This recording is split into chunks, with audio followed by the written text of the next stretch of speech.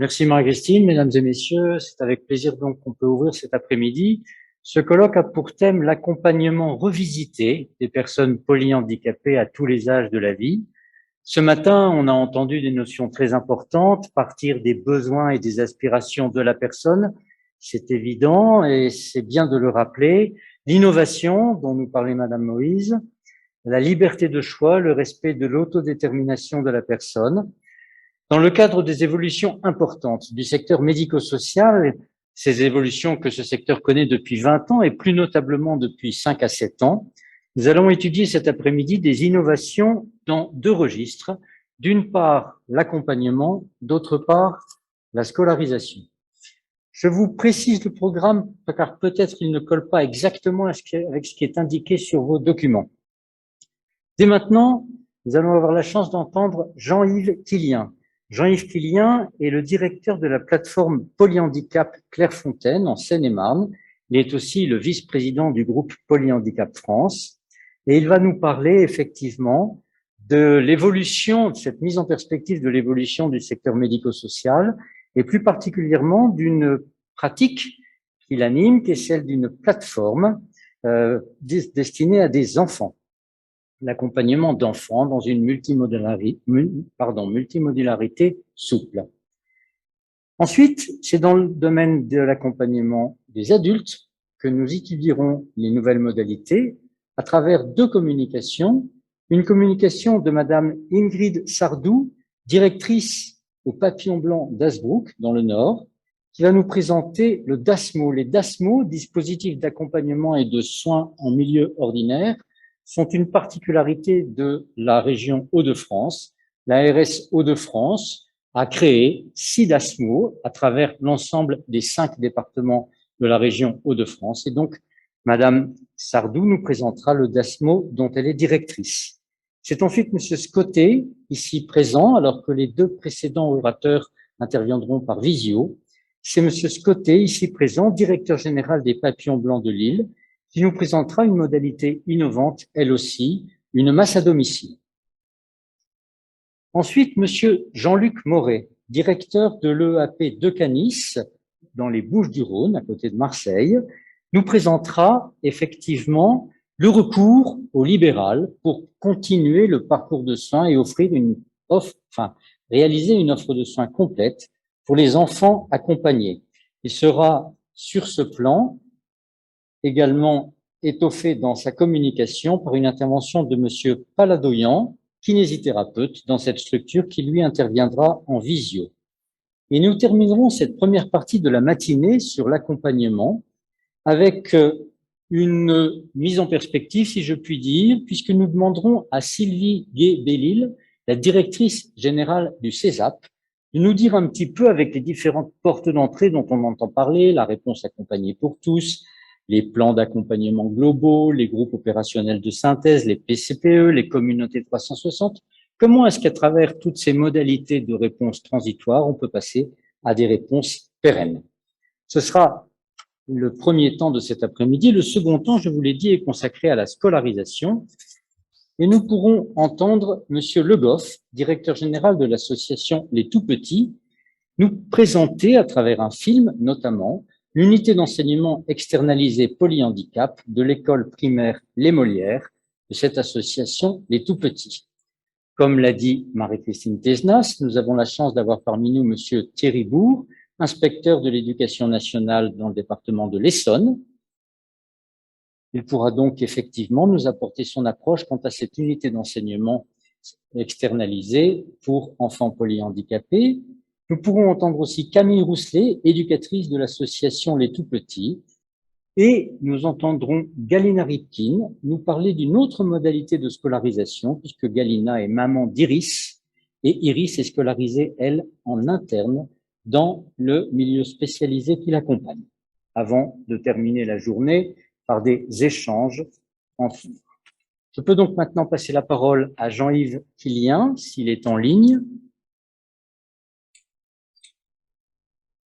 Merci beaucoup. Oui, je commence par à nouveau m'excuser pour mon absence aujourd'hui. Je sais que Marie-Christine Tesnas a lu ce matin mon petit mot d'excuse argumentée, donc je sais pouvoir compter sur votre soutien et votre compréhension. Une petite information de dernière minute, Céline Poulet, donc la secrétaire du comité interministériel handicap, à qui j'ai envoyé aussi ce message, ainsi que au cabinet du secrétariat d'État aux personnes handicapées, m'a appelé pour me dire qu'elle le prenait en compte et le transmettait comme un message d'alerte en urgence au Premier ministre, dont elle dépend directement. Alors évidemment, je pense qu'on n'aura pas de solution et d'évolution rapide de la situation dramatique dans laquelle on se trouve. Mais néanmoins, ça témoigne sans doute, et je l'espère, que notre mobilisation commence à être entendue. Mais voilà, en tout cas, je l'ai pris comme un encouragement à continuer notre mobilisation pour les personnes qu'on accompagne. Deux remarques préliminaires à mon intervention. Évidemment, je n'ai pu que me questionner sur l'écart qu'il y a aujourd'hui entre ce que je vais vous présenter et la réalité concrète que nous vivons avec les professionnels, les familles et les personnes que nous accompagnons. Ce que j'en déduis, c'est que finalement, il faut garder le nord, garder le cap dans cette situation très concrète, et donc rester sur des objectifs d'amélioration de la qualité de l'accompagnement, qui sont les seules raisons d'être de ces dispositifs innovants, évidemment, et que de toute façon, la situation que nous vivons, nous n'en sommes pas la cause. Elle n'est pas de notre fait. Le fait, comme tout le monde le dit, en particulier de l'application du Ségur et des difficultés de recrutement. Donc voilà, il faut faire la part des choses, et ça n'empêche pas, bien sûr, de continuer dans le même sens pour améliorer l'accompagnement des personnes polyhandicapées que nous accueillons. Deuxième réflexion, qui est plus introductive à ma présentation, ça ne sont que des réflexions sur la plateforme Polyhandicap Clairefontaine. Ça n'est en rien la présentation d'un modèle de plateforme, dans le sens où il n'y a pas de modèle de plateforme. C'est une démarche d'amélioration qui part de certains principes que je vais vous présenter. Mais voilà, je n'ai pas la prétention de pouvoir définir un modèle qui serait reproductible partout. Ça n'existe pas, à vrai dire. Voilà, un propos introductif. Et donc, comme l'a dit Bruno Pollet, ma présentation va se faire en plusieurs étapes. Une première étape plutôt législative pour repartir finalement et donner naissance à ces évolutions au regard de l'évolution des politiques publiques. Une deuxième réflexion plutôt d'ordre méthodologique sur la mise en œuvre des plateformes et les questions que ça peut poser, à la fois au plan éthique et de dynamique de projet. Bien sûr, une dimension organisationnelle, mais je ne vais pas rentrer dans le détail de l'organisation de la plateforme. J'ai plutôt essayé de vous présenter les fondamentaux d'un fonctionnement en plateforme qui peuvent intéresser dans une dynamique de transformation de l'offre. La question managériale, qui est tout à fait prégnante dans la mise en œuvre d'une plateforme médico-sociale, et puis quelques conclusions. Excusez-moi, j'essaye de bien voir mon écran pour pouvoir vous le présenter. Excusez-moi, j'ai quelques petits soucis sur mon propre écran. Voilà. Donc, pour balayer rapidement les évolutions des politiques publiques qui expliquent finalement et qui aboutissent aux dispositifs qui se mettent en œuvre aujourd'hui. Donc, bien sûr, un des points de départ, c'est la loi du 2 janvier 2002, dont vous savez que l'objectif principal était de repositionner les personnes accompagnées au centre des dispositifs, de promouvoir les droits des bénéficiaires en mettant en place un certain nombre d'outils qui garantissent à la fois les droits et les libertés individuelles des usagers. Bien, c'est une évolution, évidemment, c'était un point de départ d'une évolution qui se poursuit jusqu'à aujourd'hui. L'autre étape très importante des politiques publiques sur ces dernières années, c'est bien sûr la loi du 11 février 2005 pour l'égalité des droits et des chances, qui reste évidemment un enjeu très actuel et qu'il faut poursuivre, puisque évidemment on ne peut faire que le constat que plusieurs objectifs de cette loi n'ont pas été remplis à ce jour. Quand on évoque cette loi, j'aime bien revenir à l'exposé des motifs, donc qui est l'explication des objectifs, de la raison d'être de la loi. Et donc, dans l'exposé des motifs de la loi de 2005, vous avez sous les yeux ce qui a été formulé par les promoteurs de la loi pour justifier de sa promulgation. Et le premier objectif, auquel il faut revenir finalement sans arrêt, a été de garantir aux personnes handicapées le libre choix de leur projet de vie. L'autre objectif aussi affirmé par le législateur, c'est la participation effective des personnes handicapées à la vie sociale.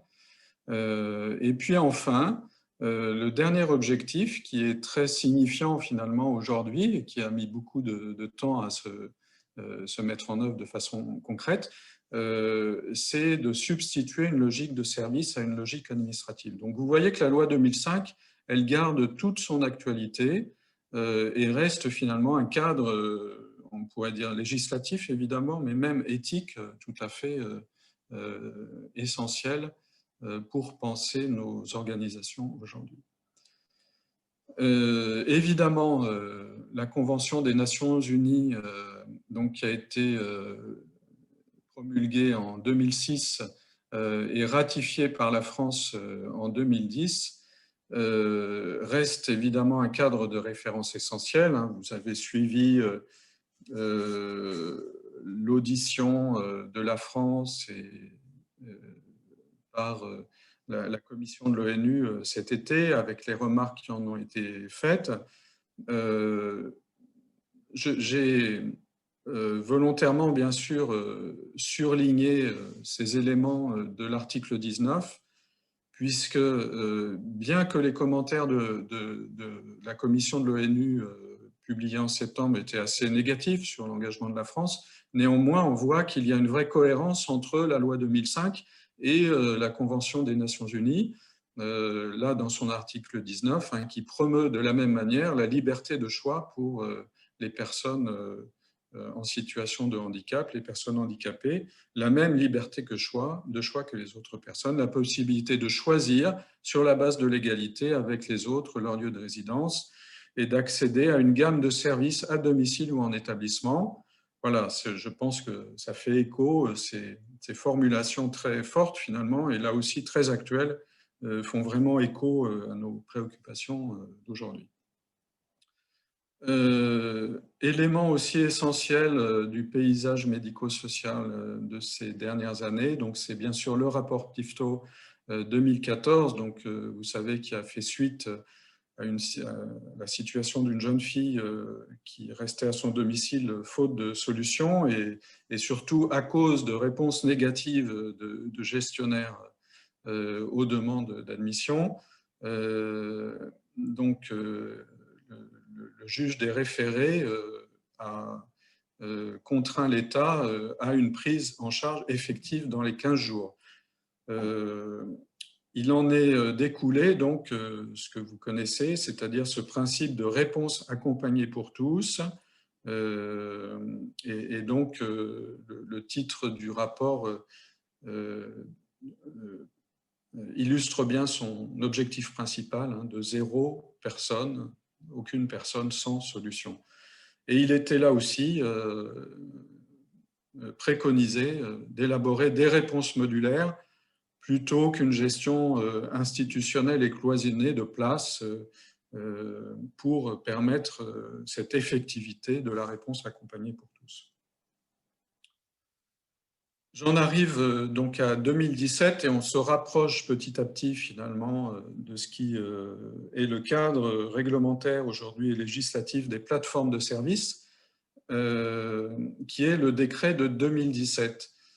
J'ai participé à plusieurs groupes de travail autour des plateformes de services, en particulier à l'ANAP, et je suis surpris en fait du peu d'appropriation de ce décret aujourd'hui par beaucoup de gestionnaires, puisque finalement, toute la transformation de l'offre est contenue dans ce décret, et en particulier dans ce que j'ai surligné, puisque le décret détermine que les établissements autorisés, l'ensemble des établissements finalement, enfin de 1 à 6, ça exclut les CMPP, les BAPU ou les CESAD, mais les établissements, les autres établissements peuvent tous assurer pour les personnes qu'ils accueillent l'ensemble des formes d'accueil et d'accompagnement prévues au Code de l'action sociale. Ce qui vaut donc à la fois pour les établissements enfants, c'est le premier paragraphe, et pour les établissements adultes, c'est le deuxième.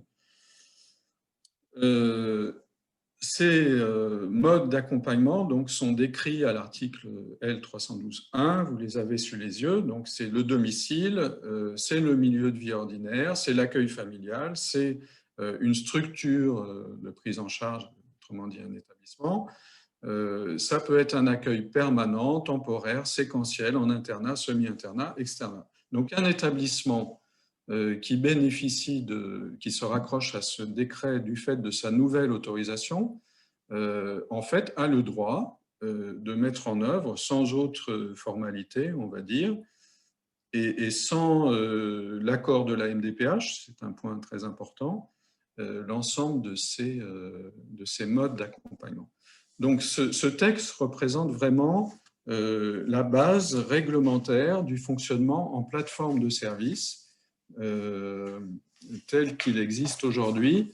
Et donc, c'est le cas pour la plateforme Clairefontaine. Nous avons changé d'autorisation à notre demande en 2019, donc pour avoir une nouvelle autorisation qui repose sur le décret de 2017.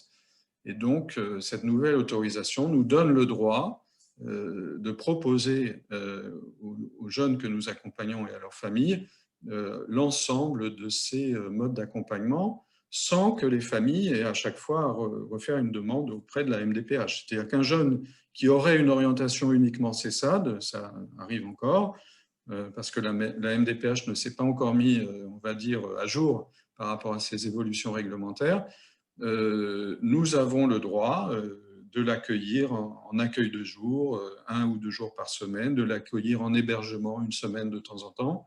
Voilà, et réciproquement, donc nous sommes dans une offre de services souple et décloisonnée. Voilà, donc vous voyez que cette évolution législative, finalement, elle porte du sens dans les évolutions de des offres de services, dans la transformation du secteur, pour rendre possible, avec toutes les contraintes qu'on connaît, bien sûr, hein, mais cette liberté de choix des personnes, de leur mode d'accompagnement, de leur mode d'accueil, d'hébergement.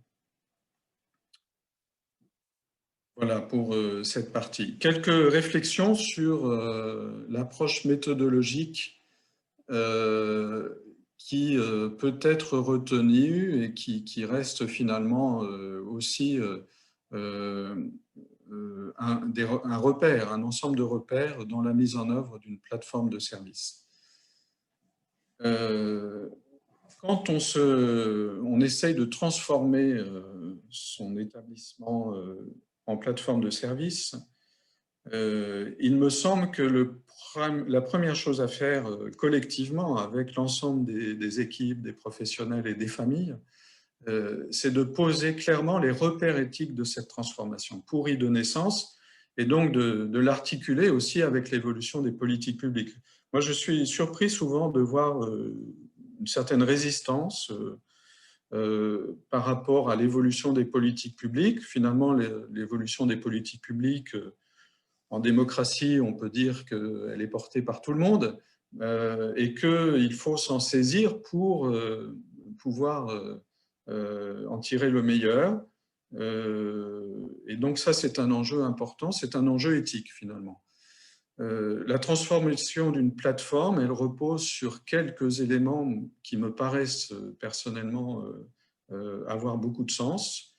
Bien sûr, une démarche inclusive, hein, puisque la transformation d'une plateforme, c'est aussi l'ouverture d'un établissement sur son territoire, son articulation sur un territoire.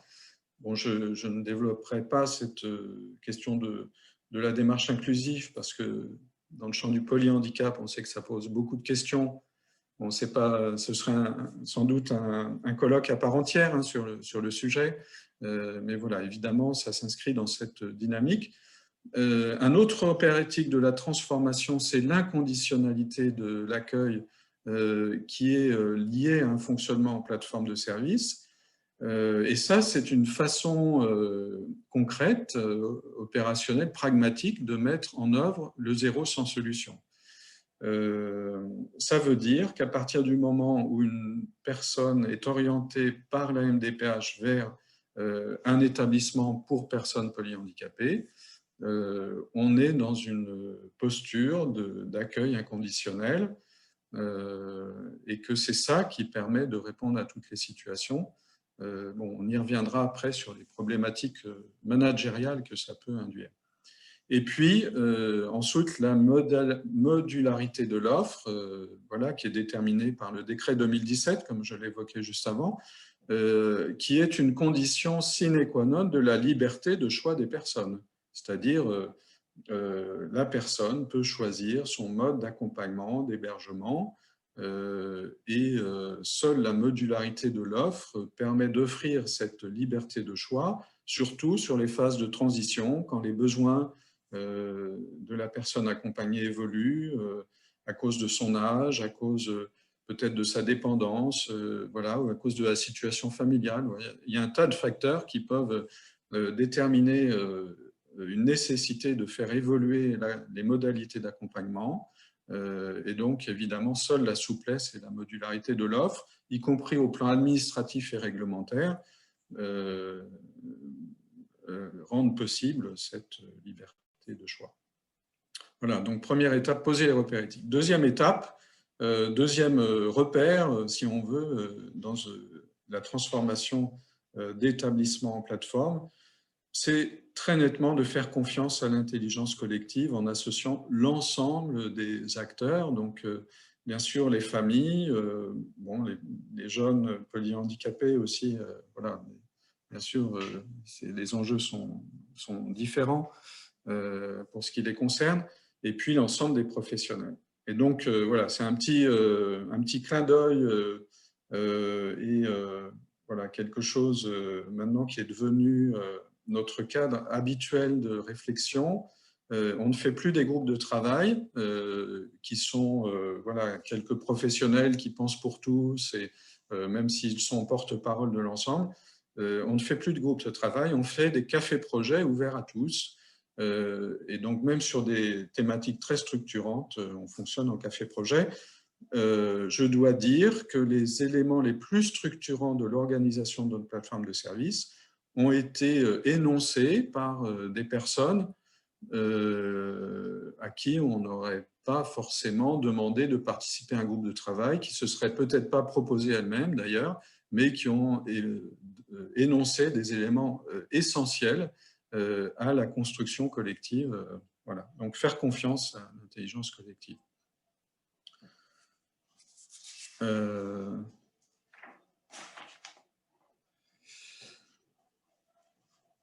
Autre élément évidemment essentiel de cette transformation de l'offre, c'est de construire le projet en partant des attentes et des besoins des personnes. Bon, ça va sans dire évidemment, mais ce n'est pas toujours simple à réaliser de façon effective. Les nomenclatures Séraphin PH peuvent être une aide structurante, hein, en les adaptant bien sûr aux besoins spécifiques des personnes polyhandicapées, mais c'est tout à fait possible. Et c'est ce qui permet de mobiliser l'expertise des professionnels du quotidien. C'est une garantie essentielle de cohérence de la réflexion collective. Et puis, ne pas hésiter finalement à partir d'une page blanche par rapport à l'organisation, mais en partant des besoins des personnes que nous accompagnons. Et puis, dernier point, voilà, juste pour le mentionner, évidemment, dans cette transformation de l'offre, il faut intégrer la dimension budgétaire. Pour illustrer l'importance de ce sujet, vous savez sans doute qu'actuellement, beaucoup d'IEM qui accompagnent des jeunes avec handicap moteur se questionnent sur leur pérennité et se questionnent aussi sur l'accueil de jeunes polyhandicapés pour maintenir un plateau technique. Bon. Pourquoi pas, on peut redéfinir une offre plus cohérente entre le handicap moteur et le polyhandicap, mais il s'avère que le coût à la place des IEM qui accueillent des jeunes avec handicap moteur ne permettront évidemment pas de maintenir l'activité à l'identique, puisque le coût à la place d'un établissement pour personnes polyhandicapées est nettement supérieur. Voilà, donc il faut inscrire évidemment toute cette réflexion dans la réalité financière très concrète de ce qui est possible et de ce qui ne l'est pas, pour voilà, ne pas aller dans le mur finalement par rapport aux réflexions et qu'elles soient très pragmatiques. J'essaie, excusez-moi parce que mon temps est un peu compté, je le sais, donc ça va. Sur l'approche organisationnelle. Donc je ne vais pas rentrer dans tous les détails, je vous donne une présentation très succincte de notre plateforme de service. Nous étions historiquement un CESAD et un EAP, donc qui ont fusionné en un seul établissement. Bon, même si pour des questions architecturales qui sont encore en cours de traitement, nous sommes sur deux endroits distincts, mais en tout cas, notre fonctionnement a été intégré. Et donc, on va dire pour ce qui nous concerne de façon assez simple, puisqu'on avait déjà tous les éléments présents pour décloisonner l'offre et la transformer, la rendre plus transversale. Vous avez sous les yeux donc les principales prestations que l'on délivre, donc l'accompagnement au domicile ou en milieu ordinaire, l'accueil de jour, l'hébergement, on va dire rien de nouveau. Ce qui est différent quand même, c'est la présentation qui en est faite aux parents et le décloisonnement et la modularité de cette offre, c'est-à-dire qu'un jeune, et c'est le cas de plusieurs des jeunes que nous accompagnons, peuvent être à la fois accompagnés au domicile, en accueil de jour et hébergés. Voilà, il n'y a aucun souci. Évidemment, on a 24 lits, donc on n'accueillera pas 25 jeunes en hébergement, mais hormis ces contraintes qui subsistent, sur le principe, c'est une offre décloisonnée. Mais elle se rajoute de deux éléments essentiels qui sont la file active et les partenaires extérieurs. La file active signifie que dès qu'une situation nous est orientée par la MDPH, nous sommes tenus d'intervenir, même si nous n'avons pas de place, si c'est une demande d'hébergement, par exemple, nous n'avons plus de lit, et donc nous devons intervenir pour étayer la situation en proximité dans l'attente d'une place. Et donc, en mettant en place des intervenants libéraux, des psychomotes, une équipe d'ergo, éventuellement de soutenir la scolarisation de l'enfant ou l'accueil en crèche. Voilà, donc pour étayer au maximum la situation. Et donc, pour cela, nous avons créé un service de coordination de parcours dont c'est le rôle de pouvoir voilà, commencer l'accompagnement avant même qu'il y ait une place effective au sein de la plateforme.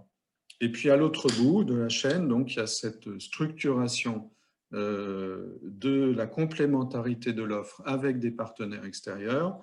Bon, à vrai dire, on a commencé en septembre 2019 et puis il y a eu quelques événements depuis qui nous ont freinés, évidemment, et donc cette dimension n'est pas encore très structurée, mais pour quand même la préciser, nous avons une demande de l'ARS de nous rapprocher d'une masse qui est proche de là où nous sommes implantés en Sud-Seine-et-Marne, pour pouvoir imaginer une complémentarité de l'offre, pour le moins un partenariat renforcé, peut-être des mutualisations, afin d'être dans une fluidité aussi du parcours, voilà, à titre d'exemple. Et puis, vous voyez les autres services transversaux, bon voilà, rien d'exceptionnel, l'équipe de soins, rééducation, l'unité d'enseignement aussi, qui est appelée, qui est déjà, mais qui est appelée à être transversale. L'unité d'enseignement extérieur, pour l'instant, pour nous, c'est un projet, mais c'est un projet qu'on espère actif dès la rentrée prochaine.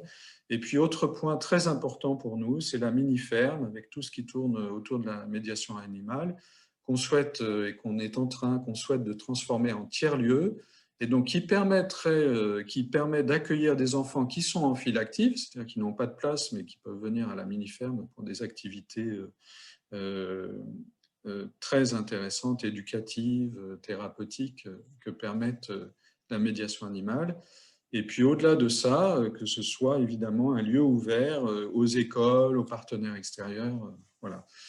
Donc je dirais, si vous voulez, rien d'exceptionnel, à vrai dire. C'est juste une autre façon de travailler de façon souple, décloisonnée, ouverte et dans l'inconditionnalité de l'accueil, tel que je vous l'ai présenté tout à l'heure. Cet écran, bon, je vais sans doute passer assez vite parce que je pourrais parler longtemps des plateformes de services. À la fin du diaporama qui vous sera certainement transmis, cela renvoie à une plaquette de l'ANAP très intéressante qui donne les fondamentaux des plateformes de services intégrés. Donc c'est le schéma qui est donné dans cette plateforme. Bon, je passe pour accélérer un petit peu et arriver donc à la dimension managériale qui est très importante. On m'a demandé lors d'une autre intervention quelles étaient les causes de cette transformation, les raisons de cette transformation. L'unique raison, c'est d'améliorer la qualité de la réponse aux personnes que l'on accompagne et à partir de deux principes simples que j'ai évoqués, l'inconditionnalité de l'accueil et la souplesse de l'offre. La plus-value pour les personnes accompagnées de cette transformation, elle est évidente et elle fait largement consensus pour l'ensemble des professionnels de la plateforme et en particulier d'ailleurs pour les personnes, enfin les enfants pour nous, qui sont dans les situations les plus complexes. Bon. Par contre, pour les professionnels, ça n'est pas si évident que ça parce que c'est une vraie perte de repère pour plusieurs raisons. L'inconditionnalité de l'accueil. Monsieur Quilien, je me permets de vous interrompre. Il vous reste 5 minutes de présentation. Merci beaucoup, ça ira. Merci beaucoup. Merci. L'inconditionnalité de l'accueil amène à accueillir toutes les situations et donc en particulier des situations très complexes qui peuvent, dans un autre contexte, voilà, recevoir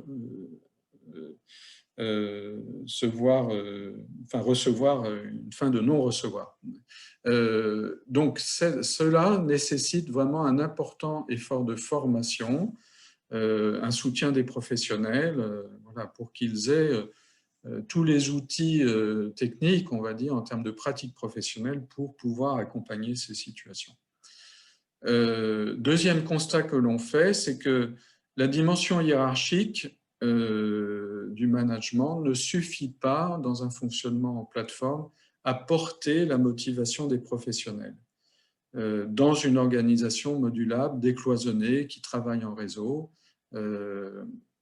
Donc ça, c'est un constat très fort. Il faut imaginer des évolutions managériales qui s'adaptent à ce fonctionnement transversal en réseau et décloisonné.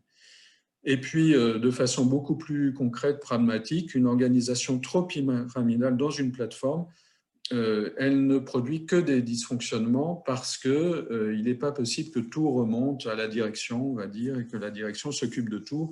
Je caricature souvent ça en disant que si la chef de service, c'est elle qui doit appeler la famille parce qu'il manque une étiquette sur un t-shirt, c'est le signe d'un dysfonctionnement majeur. Bon, c'est une caricature, hein, je ne dis pas que ça se passe comme ça, mais c'est pour faire comprendre la problématique.